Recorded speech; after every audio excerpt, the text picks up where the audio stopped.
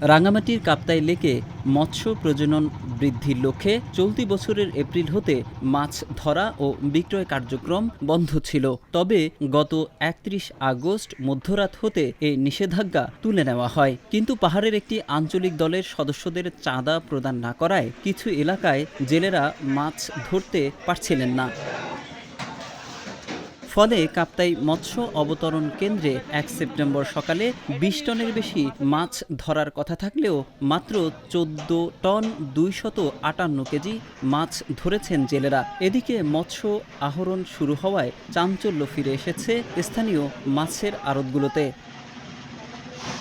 ৩ September সকালে কাপ্তাই অবতরণ কেন্দ্রে গিয়ে দেখা যায় জেলেরা কাপ্তাই লেক হতে ইঞ্জিন চালিত বোটে করে লংদুর, মাইনি, বরকল, বিলাইছড়ি হতে আইল, কাঁচকি, চাপিলা, চিংড়িসহ বিভিন্ন জাতের মাছ ধরে অবতরণ কেন্দ্রে নিয়ে আসছেন। পুরোদমে চলছে বেচা বিক্রি।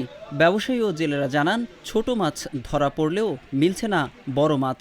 বিভিন্ন জাতীয় মাছ আর কি, মানে বাসা, ট্যাংরা, এ ধরনের বিভিন্ন জাতীয় মাছ আসতেছে আজকে সকাল থেকে। আমরা এসবগুলো কেসকি মাছ, চামেলিয়া মাছ, তারপর আইল মাছ, তারপর চিংড়ি মাছ, এগুলো আসে, এগুলো আমরা বাজারজাত করি। আর কিছু পাইকার আসে, ওরা এখান থেকে কিনে নিয়ে বাজারজাত। এখানে চামিলা মাছ, কেসকি মাছ, ওগুলা মাছ, আইল মাছ, ওগুলা আর কি আসে আর কি। মাছ আসতেছে চাবিলা মাছ, বাসা মাছ, আইল মাছ, চাবিলা গুড়া, ইচা গুড়া, এ ধরনের বিভিন্ন রকমের কোয়ালিটি মাছ আছে।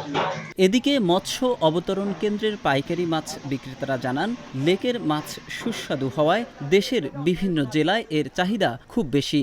এখান থেকে মাছ আমরা নেই রংপুর, শেরপুর, বগুড়া, টাঙ্গাইল, ওদিকে দিয়ে আর কি, ওদিকে আরো তো বেশি মাছ। এখান থেকে কিনে নিই আমরা মাছ।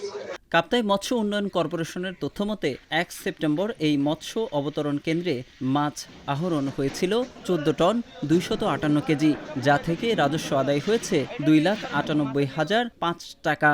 এছাড়া ২ সেপ্টেম্বর মৎস্য আহরণ হয়েছিল ২০ টন ৮৯৫ কেজি, যা থেকে রাজস্ব আদায় হয়েছিল ৪,৩৫,৬০৫ টাকা।